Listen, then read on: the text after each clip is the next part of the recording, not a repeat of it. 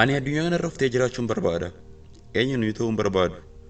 Ani addunyaa kanarra eenyummaa koo dhugaadhaan cimina koo isaanii beekuu fi dandeettii koo sirrii ta'een jiraachuu barbaada. Tarii namoonni eenyummaa koo dhugaadhaan akka hin jiraanneef dhiibbaan irratti gochuu danda'u. Akkan uftee hin jiraanneef, akkan cimina qabu namanneef. Ani garuu tasuma sammuu nama biraa eeguuf jecha eenyummaa koo sirrii ofirraa mulqee jireenya eenyummaa koo hin ibsine jiraachuun barbaadu. Dur dogoggora eenyummaa koo wallaaluutiin jireenya kan kontaatiin jiraachaa ture ta'a. Akkasumas jireenya eenyummaa koo irraa bakka buuneen jiraachaa ture ta'a. Garuu dogoggorri koo kaleessaa akka jireenya koo irraa irratti dhiibbaa fiduu eeyyamuuf hin qabu. Ani kaleessa dheengadda eenyummaa koo sirrii wallaalee jireenya kan kontaatiin jiraachaa ture ta'a. Har'a garuu akkas miti. Ani har'aaf bareera. Addunyaa kanarra namni anaaf akkas tasuma akka hin jirre. Addunyaa kanaaf nama filatamaa akka hin ta'e. Addunyaa kanaaf qabeenyaa tokkicha akka hin ta'es bareera. Sammuu cimaa akka hin qabu.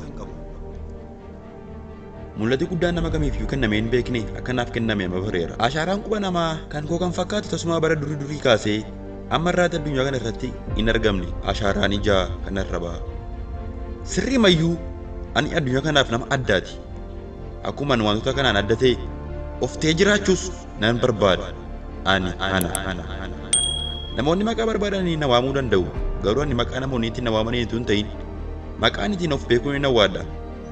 Tilmaama namootaatiin ani nama dadhabaa, nama wayittiin galle, nama akkasumaan ta'uu nan danda'a. Akkasittiin nan tilmaamuun namootaa anaafumaa miti. Ani of beeka. Ani akka tilmaama namoota kanaa miti. Eenyummaan kun sirriin ani nama cimaa, ani nama eenyummaa isaa beekuu fi nama oftee jiraatudha. Namoonni tokko eenyummaa mataa isaanii naaf uumanii ani immoo eenyummaa isaan naaf uuman sana keessa akkan jiraadhuuf dhiibbaan irratti gochuu danda'u. Ani garuu namni eenyummaa naaf uume, ani immoo eenyummaa namni naaf uume keessa jiraatu miti. Ani nama eenyummaan uumamaan kennameefidha. Ani of beeka. Eenyuun akkan ta'e, maaliif akkan dhaladhe, maaliif akkan jiraachaa jiru, kaayyoo akkamii akkan qabu beeka. Ani eenyuun hin ta'e jiraachuun barbaadu. Ani of ta'uun barbaada.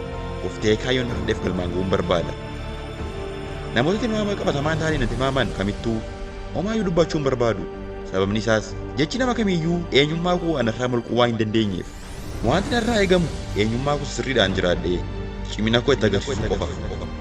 Addunyaan kun of ta'uu koo barbaaddi. Anis of ta'ee jiraachuun barbaada. Kaayyoon dhaladheef cimee hojjedhee galmaan ga'uun barbaada. Dr. Maales Muneeroon akka jedhe namoonni baay'een dhalachuu isaanii beeku malee maaliif akka dhalatan hin beekan. Addunyaan kun kan isheen barbaadu nama maaliif akka dhalate beekudha. Nama of ta'ee jiraatudha. Addunyaa kana irratti namoonni dhiibbaa gurguddaa fidan nama of beekanidha. Nama eenyummaa isaanii simatanii fudhatanidha. Maartiin Luuter Kiing bara gurraachonni warra adii akka waaqaatti ilaalaa turan keessa bara adiin gurraacha akka barbaadetti ittiin taphachaa turte keessa of ta'ee jiraate.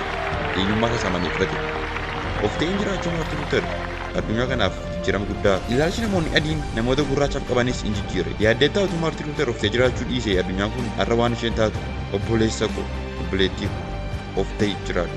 Addunyaa kun of ta'uu kee barbaaddi waan ta'eef ati nama addaa addunyaa kana jijjiiruu danda'udha.